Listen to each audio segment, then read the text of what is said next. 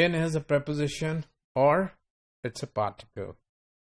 So we are now left with the choice of treating in as a particle, which goes with bring, as we have shown it in 8b when we were making it in tree diagram, or as in 8c, in which it is shown as an independent constituent.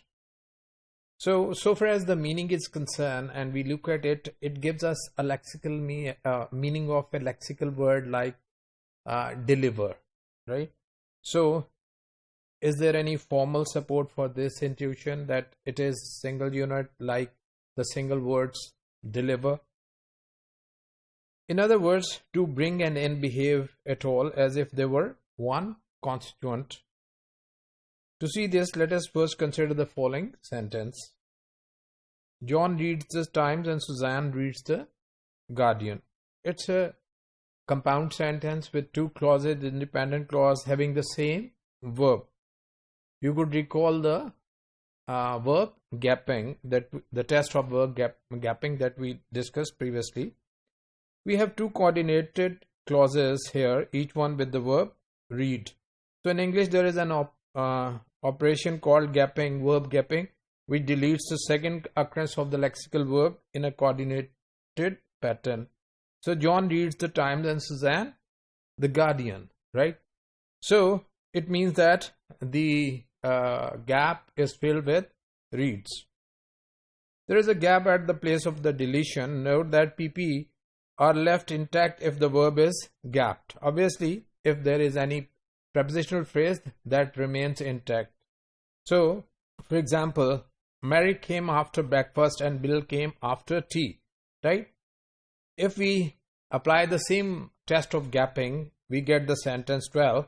Mary came after breakfast and Bill gap after tea. So the prepositional phrase after tea is intact because after is not related to the verb before, it is related to the noun phrase after. So after tea is a prepositional phrase and not involved in gapping of verb. If we do it like Mary came after breakfast and Bill tea, this will make an incorrect sentence. Consider now, Mary Ann brought in the Times and Philip brought in the Guardian.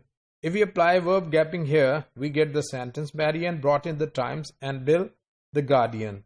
The following is an ungrammatical, Mary Ann brought in the Times and Philip in the Guardian. It means that in is not related to the Guardian, it is related to the verb brought. This means then that in is not totally independent. It is tightly linked with bring. Together, bring and in act as if they were one lexical unit and roughly have the meaning of deliver. This suggests that tree diagram 8b above is the best alternative, not 8a and not 8c, in which in is an independent constituent. We shall say that bring and in make up one lexical unit consisting of a verb bring and a particle in. It's not preposition, it's particle. We call it particle. Bring in is a phrasal verb which behaves like an ordinary transitive verb. We propose the following bracketing for this. Mary Ann, noun phrase, subject, and verb phrase. Brought in is the verb and noun phrase the Times, and after the breakfast is the prepositional phrase. So this will be the bracketing.